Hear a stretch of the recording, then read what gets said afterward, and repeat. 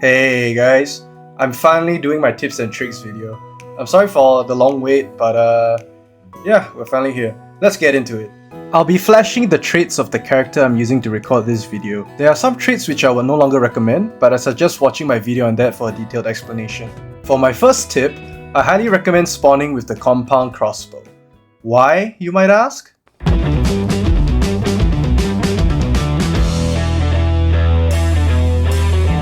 It deals high damage, allowing you to 1 or 2 shot most sets. The materials required to craft the ammo are plentiful, while the arrows themselves are easily recoverable. It's also simple to repair, requiring only tendons, which can be found by dismembering any creature. Yes, that includes sets.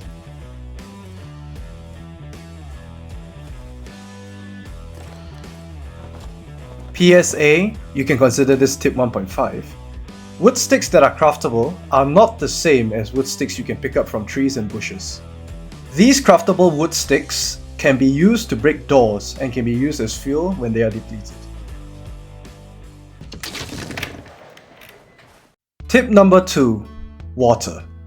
So long as you have a 3x3 free space in any container, including your own inventory, you can pour water out and move it around. Keep in mind that closing the inventory will delete any water remaining, unless it is a crafting bench like the potion table.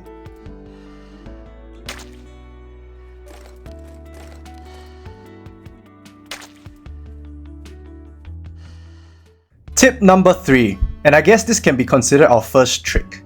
This can also be considered an exploit, so use it at your own discretion. As you can see from this clip, the raw meat I have is expired. However, if you cook it even when it's expired, it will be fresh and edible. This is one of the reasons why I don't suggest taking the raw meat eater trait. Tip number 4. Tools you should keep. Keep about 2 sets of wrenches, screwdrivers, and tool hammers. One set is for general crafting, as some recipes require it to craft a vehicle repair kit. You only really need one, as you can repair the toolkit itself with screwdrivers, so you should definitely keep screwdrivers. On the other hand, the only other tool you should keep besides the screwdrivers is perhaps one spare tool hammer. It can be used to craft the advanced workbench, the chemical bench. These are some early game materials that I recommend keeping around.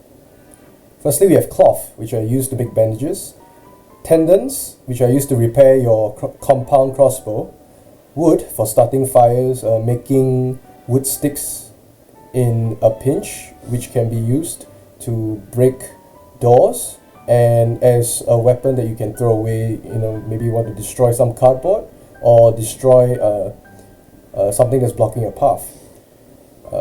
Plant fiber, which is used to create cloth. Rocks, it's used in a bunch of crafting. Fat, which is used for food, like I showed in the earlier tip, as well as making fuel in an emergency. Charcoal, this is used for gunpowder primarily. And finally, I highly recommend keeping around every Leatherman you can find, because otherwise creating these are actually fairly expensive. Tip number 6. Fire starting. Use bark from trees to make a log fire tool to start fires. They are also combustible, so if they have a little bit of durability left, you can use it as fuel as well.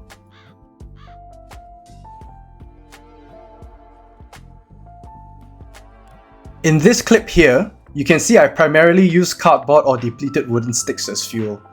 Cardboard can be obtained randomly when Zeds flail around, well, cardboard boxes. Said cardboard boxes can be found beside houses most of the time. Tip number 7. Bullets and shells. Pick up your empty bullet shells. This will save you a lot of copper and farming in general, as it costs 1 copper plate just to craft a few shells.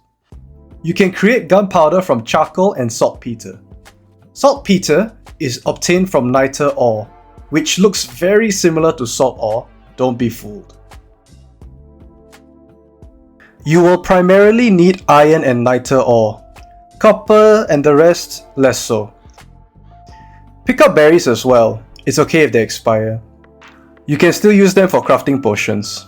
This is similar to the expired meat situation, where Even though it's expired, as long as they have a crafting recipe, they'll be fresh once you create them. Tip number 8. Hidden pockets. Disassemble pants and shirts you aren't wearing. They may contain goodies inside. In the same vein, you can also open backpacks. By the way, you can drag and drop bandages onto your affected body parts to accelerate healing. On a side note, if you ever kill a horde of zombies and you have trouble reaching some of the unlooted ones, you can start dismembering them, and then eventually you'll be able to reach your hard-earned loot.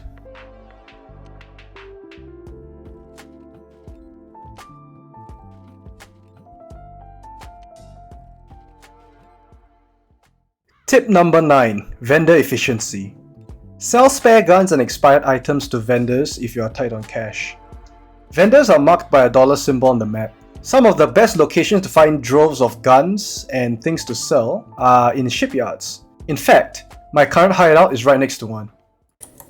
When buying ammo at the store, it is much more price efficient for you to buy something like a 9mm drum or a 9mm magazine in comparison to buying the bullets one by one. This is way more expensive than buying it here. Because when you buy something like a 9mm drum, they give it to you full of ammo. And because of this, I actually bought this thing, which I believe is like a drum, like a huge magazine for the 5.56, and it was only about 200 to 300, I think. I don't know, it's like super cheap. So yes, definitely keep your eye out when you're at the vendor.